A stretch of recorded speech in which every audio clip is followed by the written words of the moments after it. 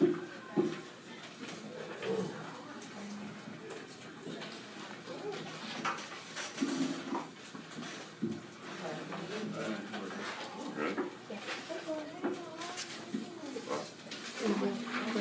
live. All right, we're live.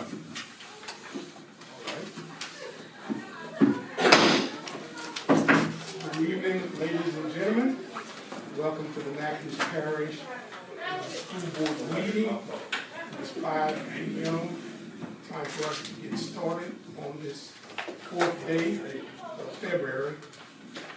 I'd like for you to silence all of your phones and any thing that would disrupt the decor of our meeting.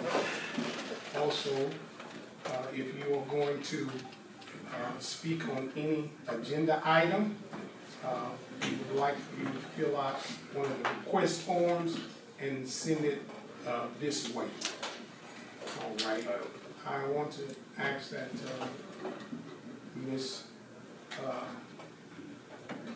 Phelps would lead us in prayer, and Mr. Danzy would lead us in the pledge of allegiance. Lift up your heads. Dear Lord, we come to you tonight, and we thank you for your many blessings that you bestowed upon us, and we thank you for the unity of the board. We also come to you tonight and ask you to bless our little friend from East Natchitoches who is having some difficulties received on the way home from school. Lord, bless him and heal him, and protect us during the meeting. In Jesus' name, amen. Amen. Pledge allegiance to the flag of the United States of America and to the republic for which it stands, one nation, under God, indivisible, with liberty and justice for all. Mr.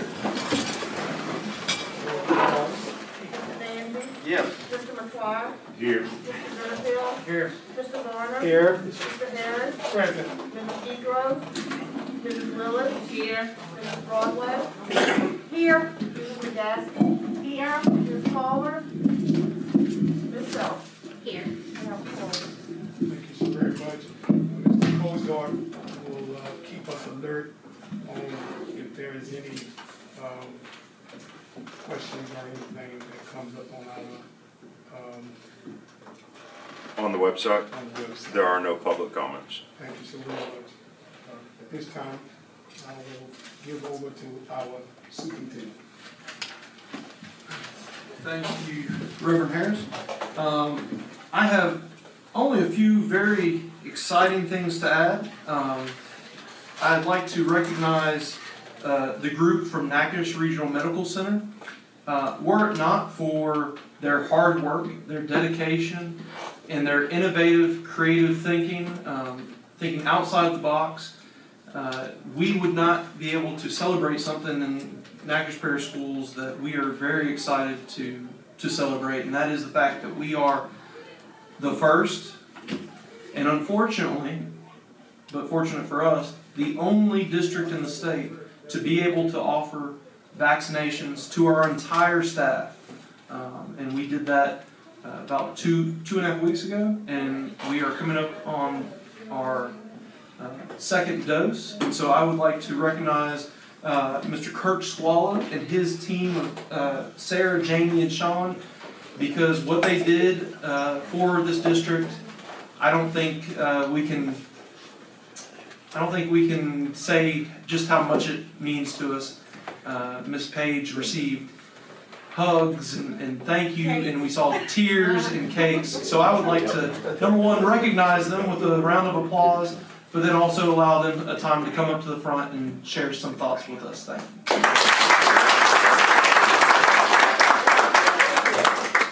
Well, I'm just gonna do it. I'll do a brief introduction of Sarah and the team. Sarah Lepore is our Vice President of Quality and Organizational Reliability, and really has been the driving force behind our strategy. And at the end of the day, it has been, our whole push is what can we do to advocate on behalf of the community. When the governor reached out to all the Tier 1 hospitals about 30 days ago, he said, we've only been able to vaccinate about to use about a third of our vaccine pool. We need you all to be creative. And so I hung up on that call, and then I pulled my team together. We were working on setting up vaccinations, a community vaccination program in March when we thought they were going to actually be available. They were available sooner, and so within a week we pulled the team together, and then Sarah, under her leadership, and the rest of our team really have done an amazing job. The governor announced today that they're lowering the age to 65, effective Monday. So when we begin vaccinating next week at the event center, we have a pool that is, we're going to be vaccinating that group as well. We have set up online registration, that's really the vehicle that we want people to use. You can go to our website at nrmchospital.org and then click on the COVID link, and then from there you can register. And what we've been telling community members, if you've got parents and our seniors that don't have the capability or access to internet, to please go ahead and register for them. Talk with your loved one, your family, or your parents or grandparents, and register them, and then they'll be on our list, and then we can reach out to them. We want to make sure we reach every part of the parish, because it's a challenge. We're such a big parish. We want to make sure we get to all of our communities. And so with that, I'd just like to have Sarah say a couple things and introduce her team. Thanks, Mr. Schwaller. Sarah LaCour, Vice President of Quality. Thank y'all for having us. We do appreciate the opportunity. It's been quite a feat. Couldn't have done it without our team. So I have Kirby Petty and Jamie Bryant. As soon as we found out we were getting such a large number of vaccines, I called upon help, and we were able to get a lot of volunteers in our community, which was amazing. And we couldn't have done it without them. So I appreciate everyone's help and assistance and coming and volunteering their time to help us. And Ms. Page, we do appreciate you and what you did as well. So thank y'all. Thank you.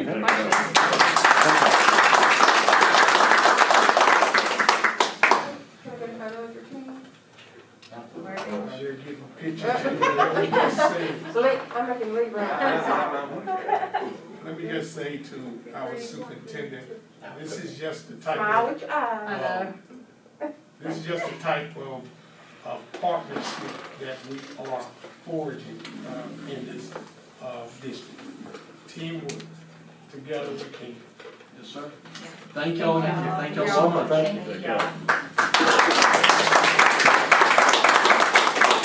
And then I see we have the Honorable Mayor of Natchitoches, Mr. Ronnie Williams, in the audience. And I'd like to say, I cannot tell you how much we appreciate having a fellow educator in a leadership position in this town. And he has already been a part of strategic planning with us. Him and the First Lady, as it were, came to our meeting and spoke to our teachers and spoke about what they saw as partnerships and ways we could improve education.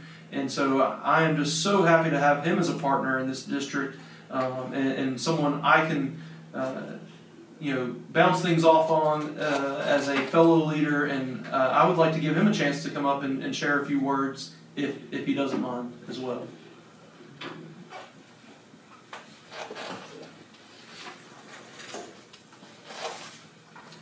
Good evening, everybody. Good evening. I'm grateful to the Dr. Eloy Superintendent. And I'm sorry, the president just interrupted me. He said, I forgot to mention preacher before teacher. So grateful for this invitation, Dr. Eloy, the entire school board, President Harris. And as you said, Dr. Eloy, I've been an educator before becoming mayor of this wonderful city. Taught for 12 years, those who don't know. Secondary social studies education at Red River Middle School. And it was just a joy. And I guess for me, I was one of those who knew what I wanted to do. I knew I wanted to be an educator. And really the motivating piece was seeing a child's growth. I was obsessed with, seeing a child grow, coming to me less than basic, and being able to move them, obviously we work together, move them to basic or above, and we, right out of the gate, we experience, really some amazing success. Had scores like the middle school had never seen before. It was particularly masteries and advances. I know that how challenging educating children can be, especially given how we operate in the world today in such a fast-paced manner. Attention spans are really short, so trust me, all of my educators, I know what you're dealing with. Dr. Eloy, along with former school board President Benefield, we met last year to discuss the improvements that are underway here, and I'm excited about all of those improvements. My two boys are currently receiving an education through the Natchitoches Parish School System. They are virtual students, and so we're vested. Also kids who are pastor, who are advancing as well through the system. There are some ways in which we have partnered even before me getting here. I think it's a wonderful idea. The Early Start program, which Amy Matwire heads from the city point of view. And just the thought, the idea comes from the fact that, yes, there are great observations and checks and things like that going on with the K through 12 system. But somebody thought, hey, what about our child care facilities in terms of assessment and observation and standards for them? So again, I think that was a wonderful idea. Just want to, any way we could advance that, any way we could improve that, I'm all for it. I think other things, Vanna Erickson and Laura Lyles have been in the forefront even before me getting here. The Boys and Girls Club, that initiative is going to be, I think, a great initiative in terms of all that they do with youth development and any other initiatives we'll have in terms of, programs. I think that's going to go a long way. A stat I looked at, I'm going to say this and a couple other things, but one stat I looked at, we have 59% of the residents here, I should say only 59% of the residents here in the city of Natchitoches who have access to broadband internet, especially given our virtual, how so many students had to go virtual. We just got to find a way to do better there. And I say that there are a couple programs that have come to mind. I know you say federal dollars, of course that's slow and maybe will never come. But there's some other ideas that I think we can implement from a city perspective, and certainly we can work with our school system in helping to expand that. Other thing I'll say that we want to see happen, and certainly we need this, our partnership to continue in this way, a strong mentorship program. I think is going to be key and vital, especially targeting certain demographics where we see crime, where we see maybe high absenteeism. I think it could be really productive. It would allow us to provide hope, as I said, reduce crime, and promote academic success. These are just some ideas, and I know we're going to continue to work with. Dr. Eloy and I had even talked about some inclusive play. We're going to continue with that as well, but I thank you all for the invitation. I'm here, open door, any way we can help to support what you all do, and thank you and the entire school system, every teacher, every janitor, every person who works in the cafeteria, everybody plays a part. Thank you again. Thank you. Mayor Williams, before you leave, we do need to get your background check so we can get you on the sub list. Ms. Page, do not let him leave the building. And then we also have with us Ms. Laura Lyles and also Ms. Jessica McGrath from the A+ Coalition. The A+ Coalition and the Chamber and the library obviously are such essential parts to any district, and as we were talking to some folks earlier, not every district has such a vibrant library system, and not every district has a Chamber of Commerce so willing and eager to work with the school system. So I appreciate y'all so much, and if you have some stuff you'd like to share, we'd love to hear from you. We'll be brief. Thank you all so much for allowing us a couple of minutes at the beginning of your meeting. I just want to first say that we just barely missed, but got some attention for School Board Appreciation Month. So I'm so happy that some of you got to see our digs over on 2nd Street. And I do have Miss Dorothy McGaskey's here. We kept missing each other, but I wanted to make sure that everybody got their certificate and that you all understand how much this community appreciates the work that you've been doing. The A+ Coalition exists because the conversations that have taken place over the past year have been needed for a very long time. And I just want to thank you all so much for including so much of the community in your strategic planning process. I was so happy to sit in on that meeting and to see educators, leaders in the community all come together to talk about realistically where we're at, realistically where we want to be and how we're going to get there, and how everybody in the community plays such a vital role in that.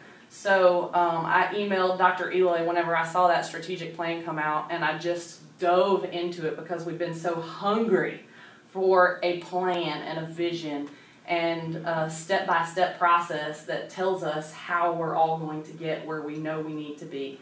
And I just want to reiterate our commitment as the A+ Coalition to support you guys in any way that we can. There are several mentions in the strategic plan about getting the business community involved, getting the A+ Coalition involved, and we will continue to be there every step of the way with you guys. So thank you for that work, and thank you for the inclusion of the community in that conversation.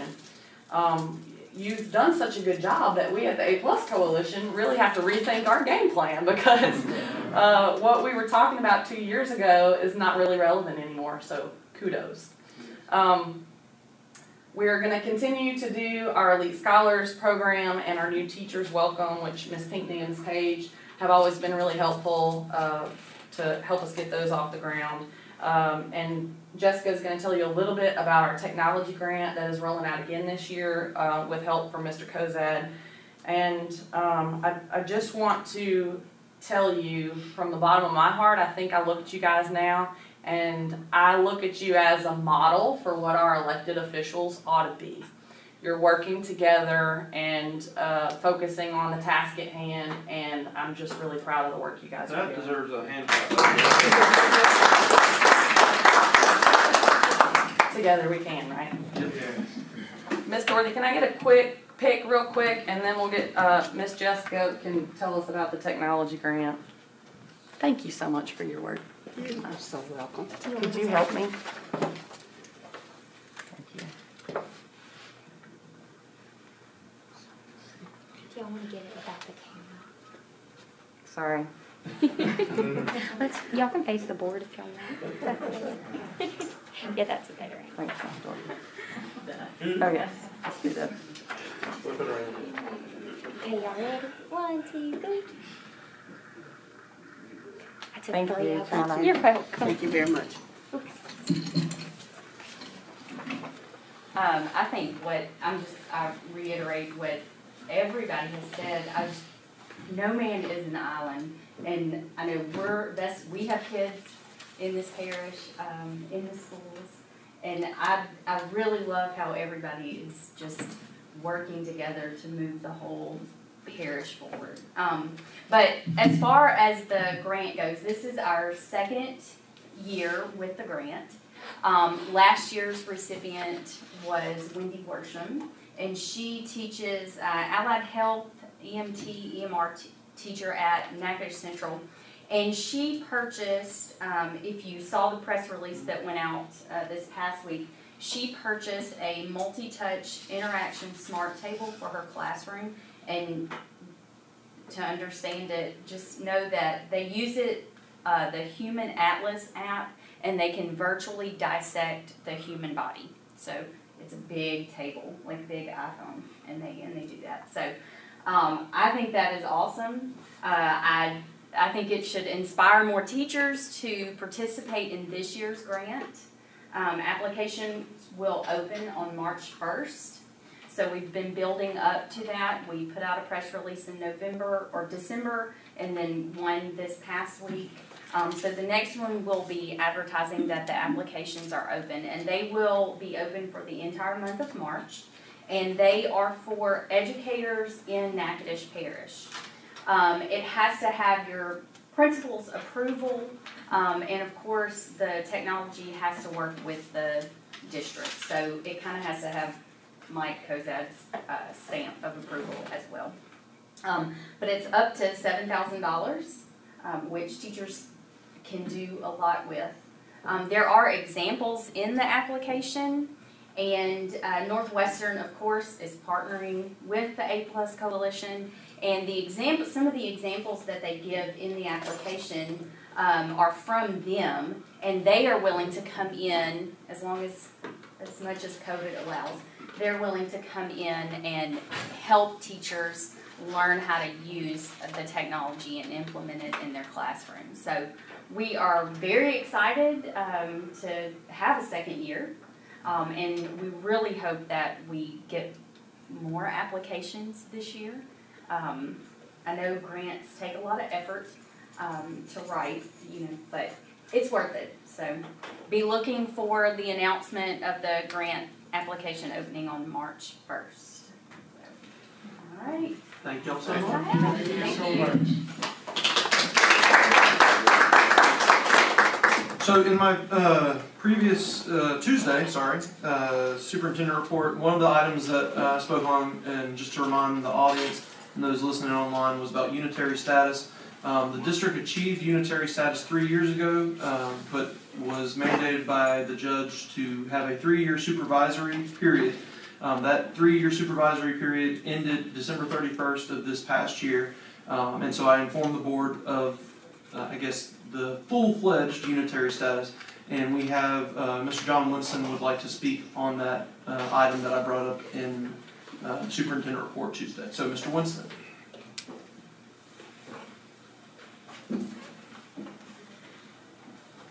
Good afternoon, board, superintendent.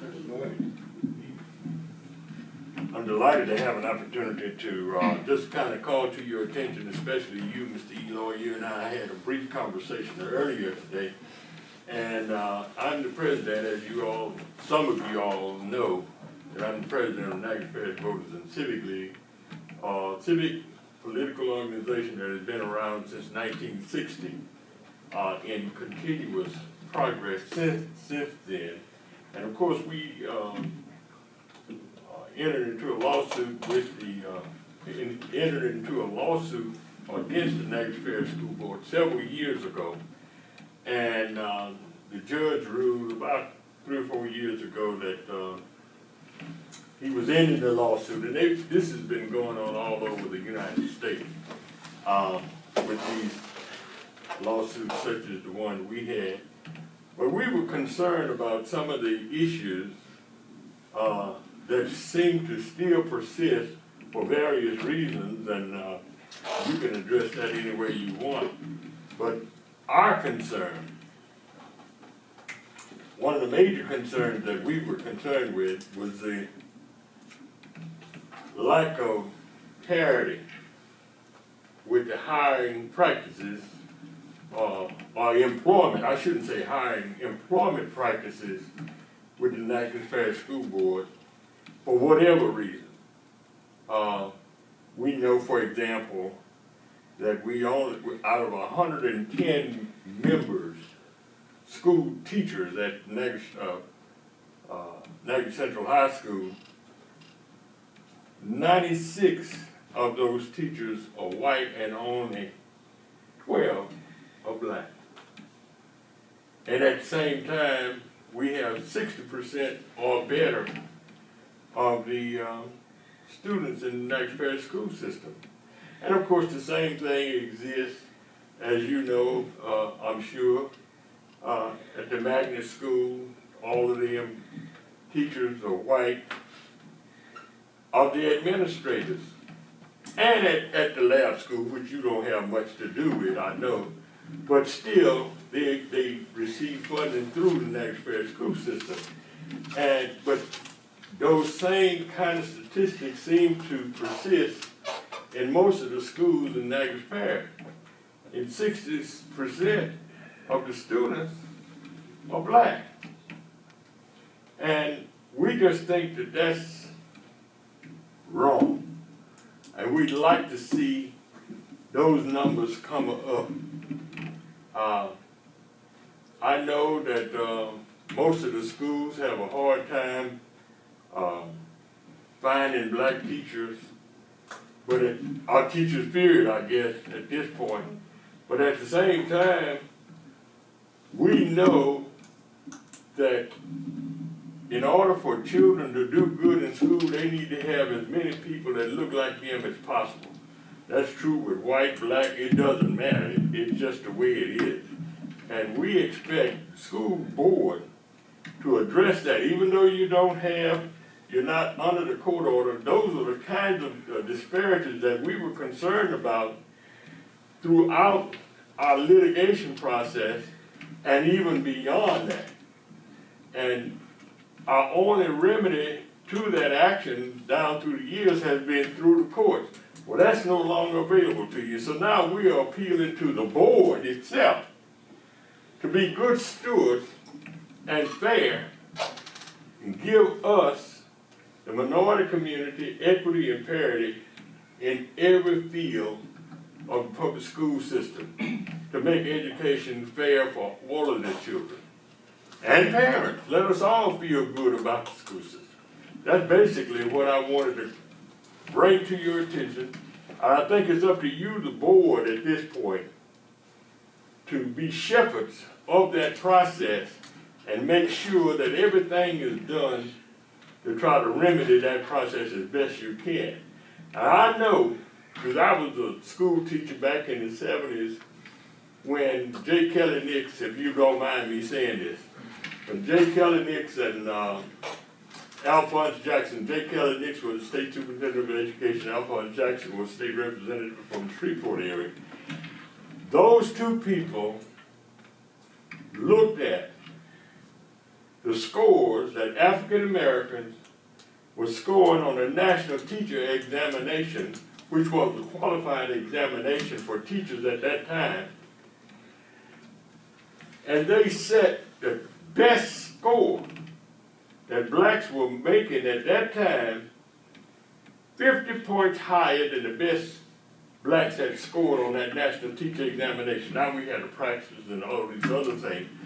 But that literally dried up the teacher education programs all across the state as far as blacks were concerned. Grambling, Southern, all of those schools literally have a pittance of black teachers coming out. Northwestern, all of the other schools, just a very few blacks were there. And I know that that created some challenges, but it also spoke to the unfairness of what was going on in the classroom for the boys and girls, not taking under consideration what impact that was having on the psychological effect of those children.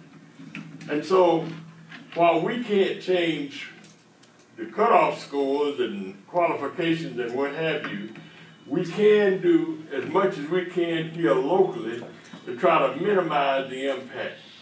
And so that's why I wanted to come and appeal to you, the board, to do and superintendent, I'm sorry, you first, to do everything that you can to try to make this situation more fair and equitable. Thank you so much, Mr. And I'll entertain any questions. I may not have covered everything that some of you all may have called you to have some questions, and I'd like to answer those if you have it. Let me just say this right quick. Glad that you came, Mr. Winston. As you know, I was down with you all in the federal courts. One of the things that I talked to the superintendent about, for many years, we dealt with the elephant in the room, but we haven't dealt with the snake under the table. Okay. Mm-hmm. This man, I told him, our superintendent, that we got to deal with the snake under the table, and that is we got to use these black organizations along with our board to come up with something that will continue to make sure that we police, watch this, police ourselves. And with you all being on committee, all of these organizations, as well as ours, to police ourselves to make sure that we're doing everything that we can do possible. So, probably about April, you all will get a chance to see that and get a chance to see us, the things that we're trying to do, and we need your help. Well, listen, I can pledge to you, my organization and myself personally, because I know that you can't get anything done without community support. That's right. And we stand ready to help in any way that we can. I met with Mr. Eloy, Dr. Eloy now. I met with him earlier and was very impressed. I want to say that with the meeting that we had, and I went away encouraged that you would do the right thing for all of the boys and girls, and I still believe that, and I hope that we can work with you and help you accomplish some of these things that we are concerned about. Well, as I've told everyone of every race, creed, color, that we have an open door because this is everyone's school district. I know as a white man, I don't always have all perspectives, and I'm open to hearing and listening to all perspectives and learning. But I also would be, I would hate to go forward without saying one thing, and that is that I think we have an amazing, I think she used to work for you, an amazing HR director who very much is conscious of diversity and knows that she has a superintendent who would never get in her way of doing whatever she can to improve diversity. But that's going to be an everyday challenge for all of us in the district to always strive for more equitable representation for all different sorts of folks. I'd like to say this, and I'll be done. We know what has transpired in the United States of America at the national level that was caused by what went on at the local level. And we know the climate that this whole nation is in right now. And the bottom line is racism is pervasive. It's in every part of our lives. We know that. It's insidious. And it's something that we've got to admit and start this long journey wherever we can to try to ferret it out. Now, I'm going to leave you with this. So just think about that. I'm going to leave you with this. If your children had to deal with what some of these African American children have had to deal with, and we know what's going on in the classroom when nobody else is around, but we hear the story. I don't know if you do, but you wouldn't stand for it not 1 minute. And so we are asking, begging, that we become vigilant in our efforts, all of us, to try to help make things more fair and more equitable. And that's my plea to this board. I think we all appreciate you coming to speak tonight. Thank you so much. Thank you. All right.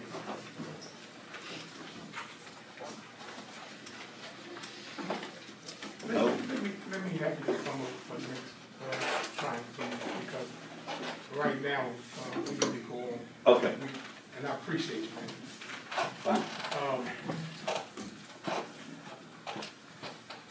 Any old business?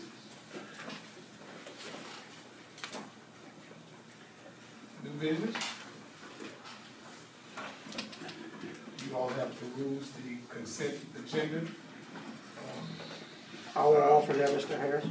Been offered by Mr. Garner, been offered, been seconded by Mr. Fire. All those in favor, say aye. Aye. Those opposed, nay. Ayes have it. Mr. Danny. Item number one, take appropriate action on bids. This is a 1A and a 1B. On A, consider accepting category 1 E-rate bid submitted by Hunt Telecommunications, a Unity company. And item B, consider accepting category 2 E-rate bid from Howard Technology Solutions. You notice these are new items on the agenda that were covered in Tuesday. And Mr. Watson, you want to speak to those? Yes, Can I get a motion? I'll offer the motion, Mr. Harris. Then motion by Mr. Garner. I'll second. Second by Ms. Phelps. Any questions, any comments? Okay, Mr. Watson. Okay, this is the bid that we put in place to run the fiber line for internet service to Goldana. We have done this in the past with Marthville as well as Provençal. This now, Goldana will then have this service. This is great. 90% of this is paid by a grant from E-rate. And the other 10% we were able to get covered with stimulus money. So this actually doesn't cost our school board anything, and we can provide now a great service to the community of Goldana. So this line will be in place if we approve it today by July 1. And also, it's actually really exciting. By the way, Category 2 is the equipment that gets attached to this line. Okay, so Category 1 is running the line. Category 2 is a bid for allowing Mike Kozad to attach the necessary equipment to that now and in the future, I think for the next 5 years. But what I'd like to say is that now a private partner could basically take this service and spread it throughout the community. And I'm proud to announce that this morning I was contacted by CPTEL or Epic Touch, and they would now like to talk to us. They're getting into talks with us tomorrow morning at 10 o'clock to work on providing service throughout Goldana, Marthville, and Provençal. And that would be to spread internet service of high-speed internet to those communities. And that's also using, hopefully having access to the grant from the state to put some of that to help pay for that. Because y'all can imagine in these rural communities, to go a mile long length, you might only find 3 households, and it gets very expensive. Whereas here in a more dense city, you can get 20 within a quarter mile. And so this makes it more reasonable to have this grant. This is a really big deal. We also will have some savings because we can take down our microwave. We currently access the internet in Goldana with microwave through Wynn Parish. And so this is a savings to us at no cost. And so I'm very pleased to present this bid for approval for y'all. And also, if y'all have any other questions of the technical issues, Mike Kozad is here to answer any of those. So I would like to personally thank Mike and yourself for working on this project. I really think this is going to be good for all 3 communities and stuff and moving forward. So I appreciate you all. This actually started with just a random conversation which led to us calling Terry Lawrence out of Baton Rouge. They actually have over $900,000 available for this. This actually, the bid is for $750,000 of that. We would normally be responsible for $75,000 split over 4 years. With that has been alleviated with the stimulus money, and because of the stimulus money, they feel like that this is delivering needed service for virtual learning in a rural community, so they're willing to help pitch in. So this is an amazing opportunity. Any further comments or questions? All right, we're gonna have a roll call vote. Are we taking them both at the same time? Is that the motion? Yes, for yes, A and B, yes. Okay. Mr. Dancy? Yes. Mr. McFly? Yes. Mr. Benefield? Yes. Mr. Garner? Yes. Mr. Harris? Yes. Mrs. Pedro? Mrs. Willis? Yes. Mrs. Broadway? Yes. Mrs. McGaskey? Yes. Ms. Palmer? Yes. Ms. Phelps? Yes. Motion passed. On item number 2, receive transportation report. We discussed with Mr. Matthews Under that, we've got 2A, consider approving updated Echo Ride contract extension. Mr. Watson?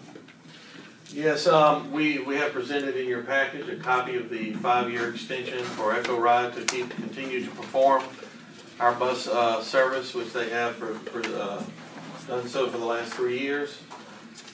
Just like to say that we have received excellent service from them, and in doing analysis, we believe that this is in our best interest.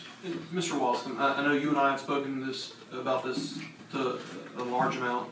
Can you speak specifically to the point of why we have chosen to go with a 5-year and what safeguards we have in the contract for such a longer term contract? Well, the private person can take the assets, or the main assets here is buses, the number of buses, it's 85 buses. They can get into contracts to create economic savings for them. If we go into a shorter contract, it requires them to have more of a limited lease or whatever, however they do their model. Also, the gentleman who's made this quite successful, his name is Alfred Matthews. He speaks here every month, and it will assure him that he's got a job here for, and how we're happy with his performance here. Was there anything else? And I think also that we do have a clause in the contract that allows us. Can you speak to the?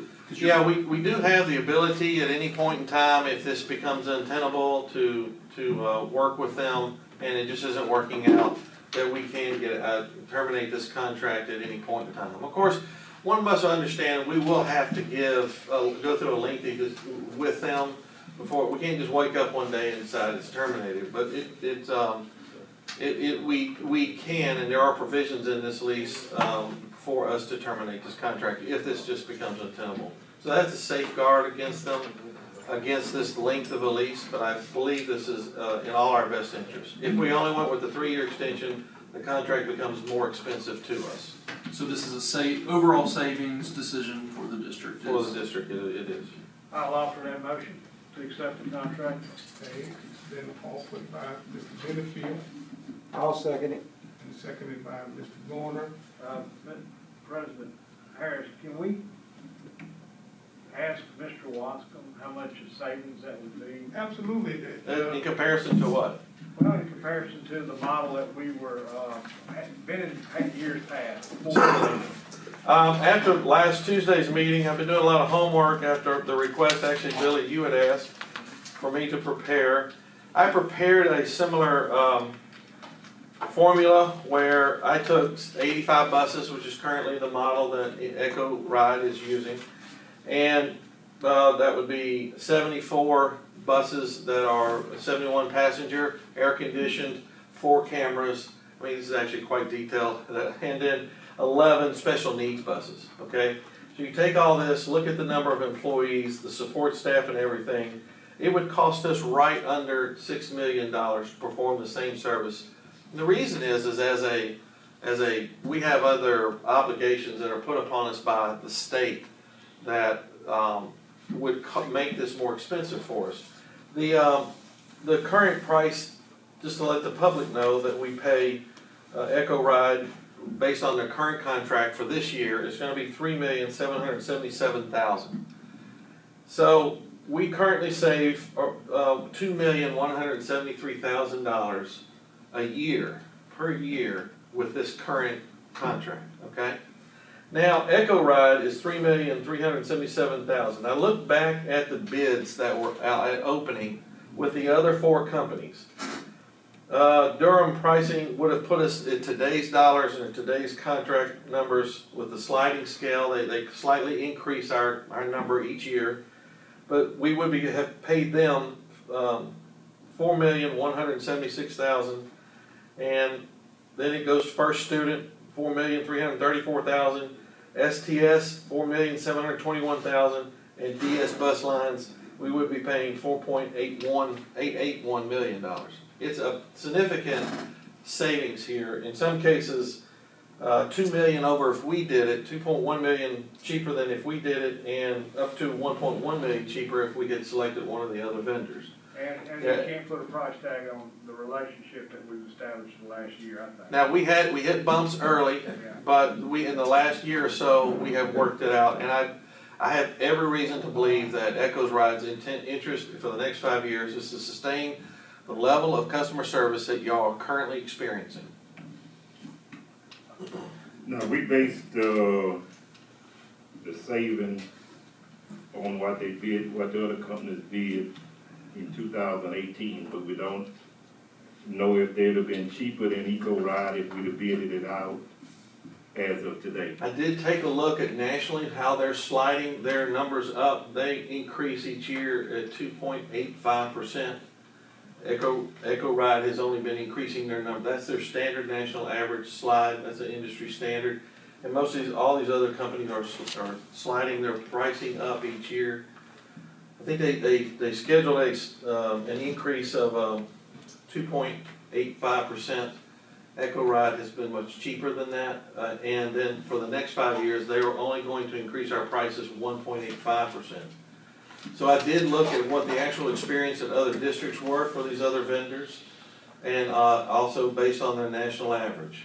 So I did look at that. I can only look at the experience that other districts are experiencing with those other companies. And this is, I mean, some were slightly higher. There were other companies that their numbers were in the 3% range. But I was looking, and they had scheduled our bid to be at 2.85 back 3 years ago. And, Mr. Wasker got with me what I asked about with that. But, what I was asking was if we didn't have to pay all the benefits, and if we had them as part-time employees, but it says a state that a bus driver, you can't consider them as part-time. If we didn't have to pay all the benefits and everything, we probably could save money by us doing it ourselves, but no way we could pay it if we got to pay, you know, part of the insurance. I always say like friends benefit, that's where it brings it up. What, 2 million and something more, or 3 million and something more, we would have to pay if we took it over ourselves. 2.2 million more money. We'd have to pay, but if we didn't have to pay all that benefits, we could save. But it ties our hands, and we really. Our hands are tied. Our hands are tied because they have certain statutes with bus drivers that you have to consider them as But this kind full-time. of discussion out in public, and the public needs to know that we're doing everything we can to save money. Save money, yeah. And do the right thing, so. I think this is the best use of public funds by adopting this contract. That if it becomes untenable in the next 5 years, we can always find it out. So I wanted to reassure this board, I know it's a lengthy contract, but I wanted to reassure this board that I believe that this is a great relationship. I don't see that changing. I actually see it improving. It's been a tremendous improvement even in the last 6 months. I mean, y'all all have commented that almost no phone calls, and that's great. I mean, there were a bus that got stuck. Did anybody get a call about it? I mean, that's amazing. So that was wonderful. It was managed. Yeah, I understand what you're stating, Mr. Watson, in regards to saving monies and the relationship has improved with the company and the board.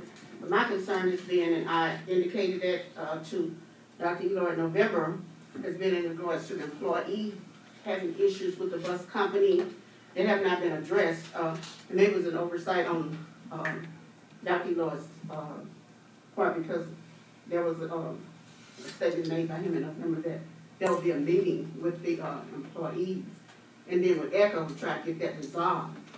And the main thing in regards to the employees is that this is their main source of livelihood for most of them. You have some that speak up and they're afraid to say too much of anything in regards to issues, ongoing issues with the company because of possible retaliation.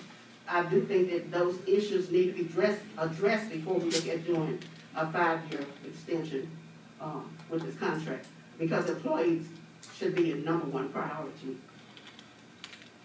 Okay. I will always encourage these boards. This board has any of these board members here have any issues with that y'all have heard about that you believe that Echo Ride administration is not aware of. I have the numbers for Ryan Johnson and Alfred Matthews. They are welcome to call them personally and help resolve these issues before they become a problem. I mean, I really would like to encourage all that because I found them to be very responsive to any employee problems. That is the only thing that we can do because, Yeah. Yeah, because they're a third-party contractor. We do not, they're not our employees. But I think it's important for Natchitoches Parish School Board to also have a good reputation with doing business with a good company.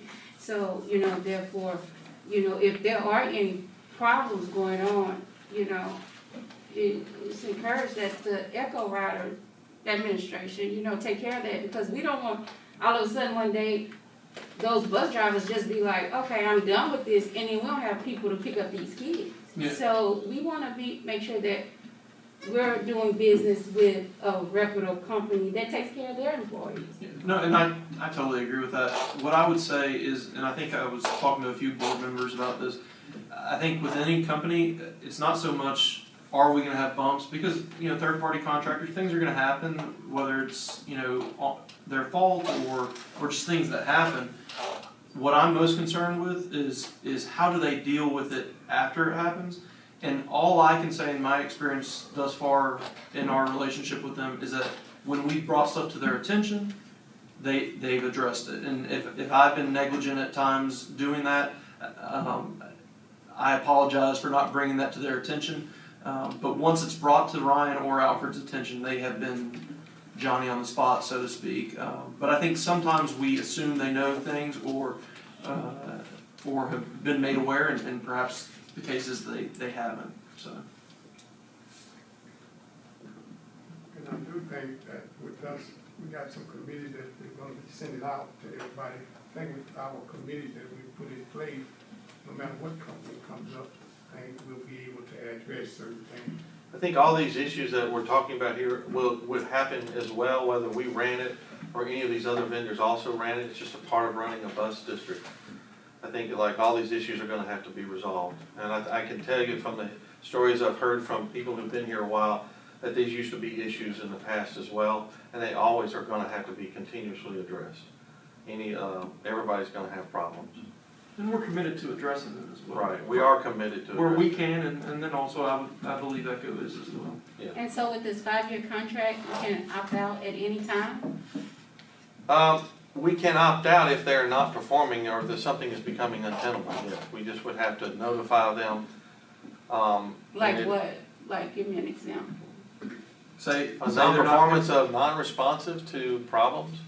We ask them to address problems in the next 30 days. They are refused to respond. That's called non-responsiveness to a contract. And So just like problems with like the busing and, you know, with the the services they're performing. Right. Confusing to pick up students and all that kind of stuff. Correct. Right. We would notify them in writing, and then, you know, of course, there would be a lot of verbal discussion before that moment, but if it just becomes untenable, we would then give them notice and give them a period of time to resolve it, and then at that point in time. I even think that if a bus company had big turnover, there's gonna be a problem one way or the other with that too, so things like that. Yes.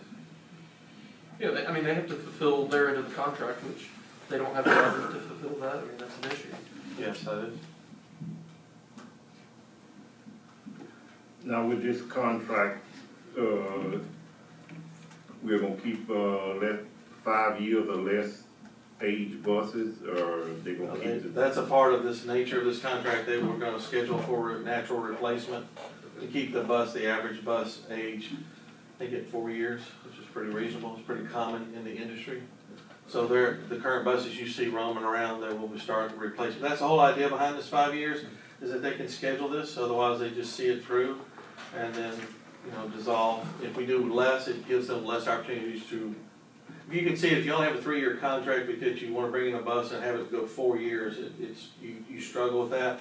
This price they're offering includes natural bus retirement and keeping the age of the bus fleet at a certain low number. Okay. A lot of the problems that happened in the past, particularly when it was run, is as these buses age up, they start breaking down more often. I know we had stories with Durham that there were breakdowns going to a football game and getting back, all 3 buses broke down. But if you look at the ages of those buses that were involved, they were very old. and they break down often, and we need to keep our bus fleet young, and that's a part of this, is that they're keeping their bus fleet reasonable. Alright. Alright, you all ready for a question? Alright, roll call vote. Mr. Danzy? Yes. Mr. McGuire? Yes. Mr. Benefield? Yes. Mr. Garner? Yes. Mr. Harris? Yes. Mrs. Gedros? Mrs. Willis? Yes. Mrs. Broadway? Yes. Mrs. McGaskey? Yes. Ms. Palmer? Yes. And Ms. Phelps? Yes. Motion passed. Alright. On the agenda, item 2C, budget update, we received that from Mr. Washington, and I'd like to offer a motion to accept that budget update. Or were there any further questions? Motion by Mr. Daniel, I'll second. second by Mr. Benefield, any questions? I'm sorry, I jumped the gun. Now, are there any questions? Questions, any comments? All those in favor? Aye. All those opposed, nay? Ayes have it, motion passed. Item number D, we received a maintenance report from Mr. Jocelyn. Unless there's any questions about that, we don't have to have a motion on it. Item number 2E, received school food service report from Ms. Hicks, and she gave us a food service report. There's no questions about that. Item number 2F,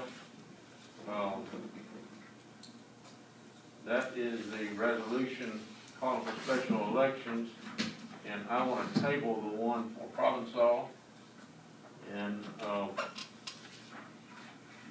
I move that we table the one from Provençal. I don't know about District 10. Yes. Yes. We would like to table that as well. Table So that. basically, the whole resolution, you'd like to take the whole Table, resolution. table, that's right. It's been motioned by, let's take them one at a time. Well, They were presented as one resolution. item number 8, Okay, yeah, cool. we can table it, and I move that we table it, you second. And I'll second. Okay, it's been, motioned by Ms. Danny, seconded by Ms. Broadway, that we table the, motion here. Any questions? Well, I was gonna, just for the public notice that in talking, that y'all, the decision was to bring this up at maybe an October election, correct? Or the October election seemed to be the best timing. I think they. So you will see this come up again in a few months. I think the April election is not the best time. I think it's too soon. Okay. I don't, We still gotta, Yeah. vote it. All right, let's get a roll call. Mr. Danzy? yes. Mr. McGuire? Yes. Mr. Benefield? Yes. Mr. Garner? Yes. Mr. Harris? Yeah. Mrs. Gedros? Mrs. Willis? Yes. Mrs. Broadway? Yes. Mrs. McGaskey? Yes. Ms. Palmer? Yes. Ms. Phelps? Yes. Motion passed.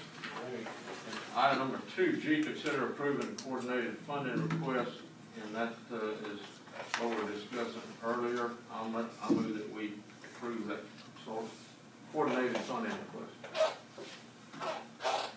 I'll second it, All right, it's been motioned by Mr. Danley, seconded by Mr. Benefield. Any questions or comments?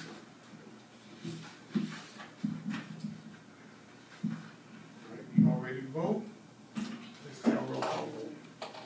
Mr. Danzy? Yes. Mr. McGuire? Yes. Mr. Benefield? Yes. Mr. Garner? Yes. Mr. Harris? Yes. Mrs. Gedros? Mrs. Willis? Yes. Mrs. Broadway? Yes. Mrs. McGaskey? Yes. Ms. Palmer? Yes. Ms. Phelps? Yes. Motion passed. Mr. President, that concludes finance. One more thing though, Russ, on the first page at the bottom, did we pass over that? No, it was approved. Oh, the advertisements? Yes. We didn't bring that That was up. on the consent agenda. It's just on the consent, okay, I'm sorry, learning my way stuff. Yeah. All right, thank y'all very much, because I need to put those things up pretty soon. I'm glad you asked. Well, just, okay, so I presented, now this is just kind of, I presented in your packet a copy of a spending schedule for the District 9 bond. The District 9 bond was passed, that's consolidated with District 9, remember our pictures, it's not whoever number 9 representative is. The school district number 9, which is the city schools, we I presented a spending schedule that in your packet. This gives you all an opportunity to talk to people as to what has happened and what's currently going to be scheduled to happen.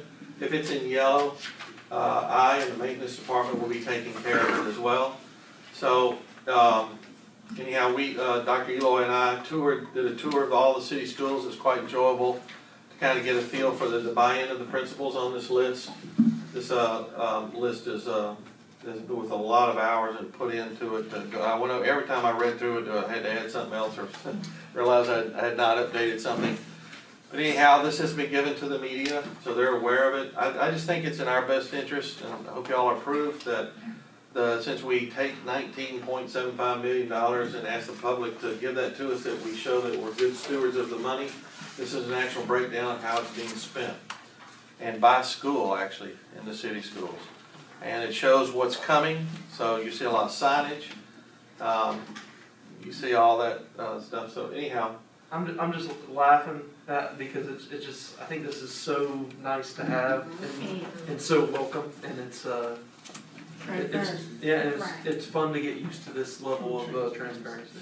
Okay, so I will carry this around with me in my purse. So I can present I'll be glad. There will be some updates as we get the final bids from the engineer and some of the bids for the bathrooms and the ripping out all the carpet. Just to let y'all know, this will kind of conclude ripping out the carpets at all the city schools and replacing them with tile. We're redoing a large number of the gyms. That also includes Marthaville, by the way. Both gyms are getting done. Now that's out of your VRE funds, not a part of this bond. But they're going to come in and just start doing one school after another this summer. Mr. I ask you one thing. What's your coating on here? I know blue. Okay, blue is completed. I'm sorry, I said it in the email that I sent out to y'all. Oh, okay. But the blue is completed or substantially bid on. Like when you go to NACA Central, it's the one. The big buildings are still being built, but the contracts are in place and those are firm numbers. That's at the NACA Central. Now, light red is or almost pink actually. Those are things that are currently being scheduled and being fired up to go out to bid here soon. But that's going through the engineer. The engineer, Watson, Yeager and Watson are managing that. Yeah. They're managing that. Now, yellow is what yours truly is managing, which is why on the front page of the consent agenda, playground equipment has been something that since I got here, we were asking, I have all these schools asking for it. But we have to get it engineered by a playground company, and then we have to put it out for bid. And it's literally, this is the age group, this is what playground equipment qualifies for that age group, and then this is the other age group, and we have a different playground that qualifies for that age group. And we'll be removing all the obsolete. Now we're going to try to put the barriers, the black barrier around it, and fill it with the rubber pellets. The rubber pellets are better than the sawdust, because the sawdust on a good windy day just blows off. And then pretty soon we'll get written up for inadequate playground equipment. So we're going to go with the rubber pellets while we have an opportunity with this bond to do that. Mr. Watson. Yes, sir. You said there were 44 restrooms in bond you're working on? Yeah. So how many system-wide are you working on in the city? And what's your involvement in preparing? When I get the engineering report on that, I am not, no, the engineer is designing, planning, putting out for bid, and he is managing all that. I'm not a general contractor, and I don't plan on being acting as such. So just a ballpark, how many restrooms are you talking about? 200, maybe 300. So you'll be pretty. Now some are real small because we have 2 classrooms and a little tiny restroom in between. Those really won't take much to manage. But the ones where you walk in and there's like 10 stalls and 10 stalls on each side, that's going to take the bulk of the money. But there's some cases where the fixtures are going to be replaced. It's going to have one of those sensor systems that will auto flush, that kind of thing as well. Lights come on and off and all that good stuff. Oh yeah, that's all part of the new code. Whatever's in the new code, yes. That's right. Well, you know what? We need that. And we really do. I mean, you walk in some of our schools and we're getting a little dated. Yes. I think I will be real proud of this list of things. I'm quite proud. It's actually what I get calls from all the principals. Our bathrooms are messed up. So it also will cut the amount of maintenance we're spending managing all these problems. And that will help out. I think you can ask anyone who's attended one of our schools in the city over the last, that's graduated, we have some We have some dating problems we need to address. Okay, but one thing y'all need to know as well is not only, we have signage in these numbers. Dr. Eloy and I and the principals all agree we need to be proud of our schools, so when you drive by M.R. Weaver, big sign. You drive by East Natchitoches right now, unless you squint your eyes and roll in there, you'll never know it's East Natchitoches. Because people ask me, where's East Natchitoches? I'm like, well, you don't have no sign, you have to tell them exactly what it looks like. So we want to, also we'd like to start moving away from the chain link prison look. Yes. And start moving into a more ornate look. And you'll see that in the fencing. You go, $70,000 for fencing? Yeah, well, that's how much the other fencing costs. We don't necessarily need to spend so much time on the back end, you know, like on the back end of the ball fields with that. But on the up front, new playgrounds, we're going to make, like playground at Vaughn, we're looking to put in up front with Mr. Cody's, her direction. We're looking to put the black look, the black fencing look. It's dipped in a black plastic look.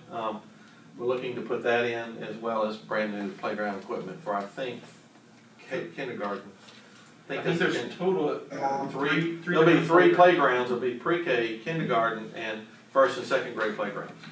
They'll be completely separate. So, Mr. Kidd, you asked just for one, we deleted three. We're good? Yes, sir. That's very important. There is a federal prison in Brownville, Texas, that when we asked the officers, why did they have this fence out there and it's so beautiful, beautiful fence? They said it's not to keep the inmates in, it's to keep the ones on the outside from wanting to come in. It was just that nice. So I think that's a very important thing for us not to look like a prison. Yeah. Well, you have a big, huge buildings with no windows at times, and this chain link fence, and it looks that way. Right. Well, like a good example. In our city schools. Right, exactly. But also though, like if you would take Northwestern's football field, they used to have chain link fence. Drive by it now, you see this really nice. It still is as secure, but it's really nice, you know, column with black rod iron. The gates have rollers. This is a little bit more expensive, but in the long run, it'll last longer and look far better. And I think it'll be something that the people the students and the people who teach there will be far prouder of their campuses. So. All right. So would it be possible to have this available on the website? Yes, I can do ma'am. that. I'll mail it to you later. So yes, we can put that as a location. Personnel report.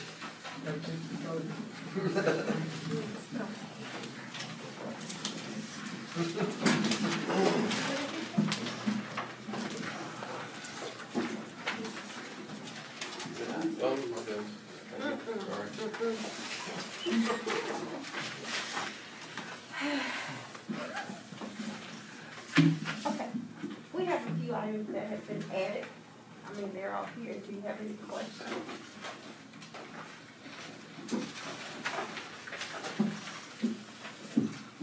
On 4B, that's a typo, $7.20 an hour. Minimum wage is $7.25. Probably, yes, sir. Okay, I was just wondering. No, it's strong. They got $7.20 on their problem, and everybody else is $7.25. We're struggling with the eyes this week. Okay, thank you. You're welcome. Anything else? Get a motion to. I'll move that we accept the personnel report, Mr. Mayor. Motion by Mr. Warner, seconded by Mr. Twyla. Any further questions? Comments? All those in favor say aye. Aye. All those opposed, nay. Ayes have it. All right. Executive report, item number 1, consider approving virtual expulsion student plan, Dr. Eloy. So as I told you previously, this has been a long time coming. We've discussed it with DeSoto, kind of mimicking what they've done already and had success with. To everyone's probably trepidation about internet access. We do believe that, based on the data, that 96% of our students who have been expelled in the past 2 years have access to internet, and we would be able to purchase the MiFi devices to send home with them, so they would be able to conduct their virtual school that way. For those 4%, and when I tell you 4%, we're talking about a handful of students, because we're getting our expulsions down that low through different programs. We would still be able to work with them in a capacity that would make a plan for them to be just as successful, whether it be meeting with the teacher and then front loading their virtual work that they go home with, or scheduling times where they can come to meet with the teacher, and also sending asynchronous work home with them. We believe we can work with every student, and we're doing this mainly because we do think it's the model that makes most sense, and makes not only sense for the district, but also the kids, because they can stay on point with where they're at currently. So.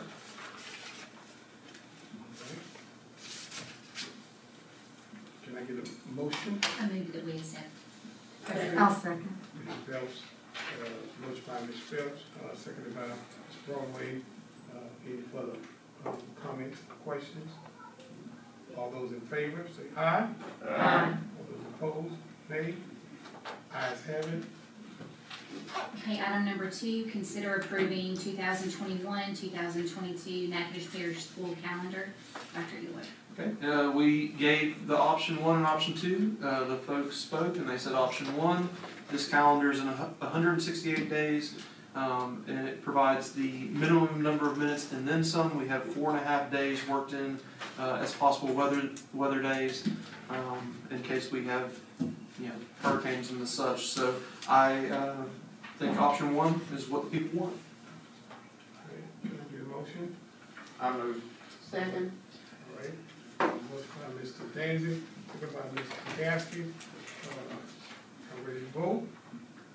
All those in favor, aye. Aye. All those opposed, nay. Ayes have it. Okay, item number 3, discuss and consider an employee survey regarding biweekly payroll for the upcoming school year. Mr. McGuire. Yeah, I was wanted to send out a survey to all the employees to see if they would want to go bi-weekly, because we have a lot of parishes that been doing it, and a lot of them that's is going to, and that's what I want to see, if the employees would be, to do it, and it's feasible for us to do it. So, Lord knows I love surveys, but the only thing I would ask is, do you think we could include multiple questions on there about different possibilities, including one possibility would be paying everyone on the same day of the month, the last banking day, which we do believe would solve the same issue that I think you're trying to address, Mr. McGuire, which is we just had a 6-week period with no pay. Would you be open to including some other options on there as well? Yeah, we can. Isn't that the way it is now, though, the last? It's the last working day for teachers. So, for instance, our last working day for teachers this past time was December 18th. So they got paid on December 18th, and then they did not get paid again until 29th of January. And so what we would do instead is you pay them, say it's the 27th, and we would front load the payroll, and then it just goes off on the 27th, and it goes. Now, some people said, well, we don't want to get paid after Christmas, but the one thing I can say to that is, and we could put this in the survey, the other part of that is they get paid their tax check on the 10th. So they get tax check on the 10th, then they go 2.5 weeks to their paycheck, and then that would allow them to have just 1 month between their December paycheck and their January paycheck. So that would be like just the month of December, that would. Well, you have the month of December as an issue. You would also Thanksgiving. November, Thanksgiving is an issue, and then sometimes, depending on the year, the month of May is an issue as well. Well, I do want to say, as far as Mr. Matuire's request, I think we all get enough calls around this time of year where it's definitely warranted. Mm-hmm. A lot of people aren't exactly happy with the way that it is. So I think a survey is a great idea. Yeah, I just wanna make sure, because there's some things I wanna know too, and Mr. Wascom wants to know, so if y'all don't mind us using it to also get some other information. And I don't have a problem with it, but I'm not just basing for the Christmas holidays, because what I have, several people have said that getting paid once a month, and what's going on for the last year, where they get paid once a month, and then they pay their bills, and then a child, or they get, have to quarantine or whatever, have to go get medicine, then they don't have extra money to get it, then they have to go and borrow the money from family, or go to the checking the cash places and borrow the money. And that's why I was bringing it up, because I know one parish went to it and they say it's really working good because of that too. That they're giving money twice a month, not once a month, because we all know,